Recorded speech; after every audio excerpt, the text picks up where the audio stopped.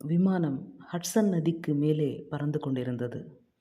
விமானத்தை அப்படியே நதி நீரின் மீது இறக்க முடிவு செய்தார். இது மிக மிக அபாயகரமான முடிவாகும். ஆனால் மனம் தளராத அவர் விமானத்தின் இறக்கைகளை அதற்கேற்றவாறு நிலைநிறுத்தினார். இதனால் விமானம் நீரில் மூழ்காதவாறு மிதக்கத் தொடங்கியது. இதற்குள்ளாகவே முதல் அதிகாரி ஜெஃப்ரி ஸ்கைல்ஸ் தரை கட்டுப்பாட்டு நிலையத்துடன் தொடர்பு கொண்டு நிலைமையை விளக்கியிருந்தார். மிகப்பெரிய விமானம் நதி நீரில் இறங்குவதைக் கண்ட பொதுமக்கள் ஆச்சரியமும் அதிர்ச்சியும் அடைந்தனர். இது தீவிரவாதிகளின் கைவரிசையோ என அச்சமடைந்தனர். மீட்பு படையினர் விரைந்து சென்று 155 பயணிகளையும் விமான பணியாளர்களையும் மீட்டனர்.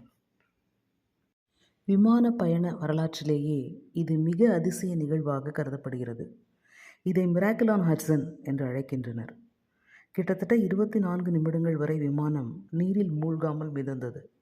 அதற்குள் அனைவரும் முழுமையாக மீட்கப்பட்டனர்.